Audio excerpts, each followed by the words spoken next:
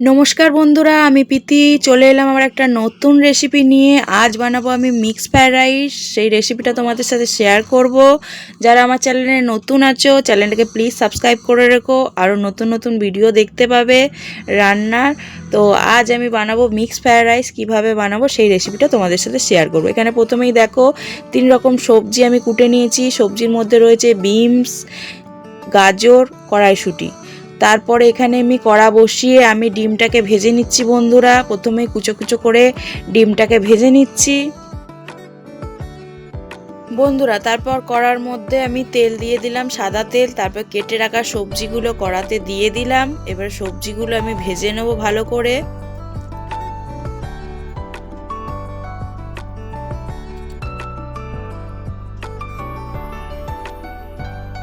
তারপর বন্ধুরা আমি এর মধ্যে নুন দিয়ে দিলাম। সবজিগুলোর মধ্যে নুন দিয়ে ভালো করে নাড়াচাড়া করে নেবো যাতে নুনটা সবজির ভিতরে ঢুকে যায়।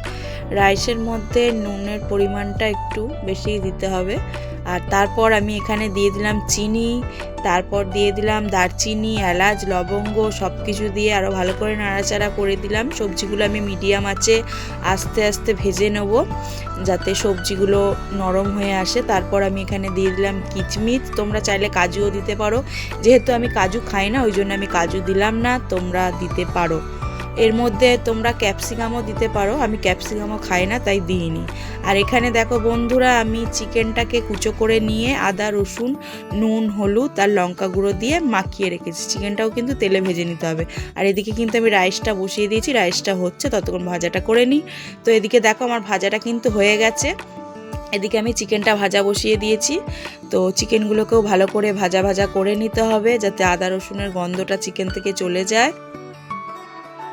তো বন্ধুরা সব ভাজাভুজি কমপ্লিট। এবার রাইসটাও আমার হয়ে গেছে। তারপরে আমি ভেজে রাখা সবজিগুলো রাইসের ওপরে দিয়ে দিলাম।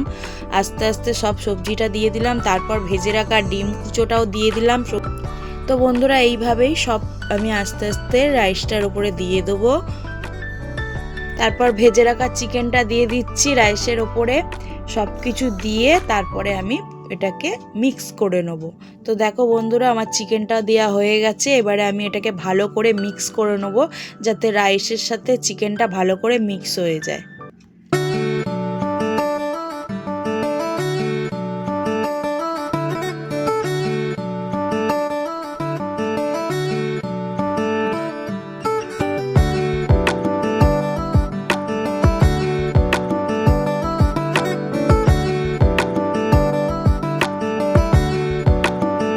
বন্ধুরা রাইসের মধ্যে সব মিক্স করা হয়ে গেছে। দেখো কতটা সুন্দর দেখতে হয়েছে, রাইসটা কতটা ঝরঝরে হয়েছে।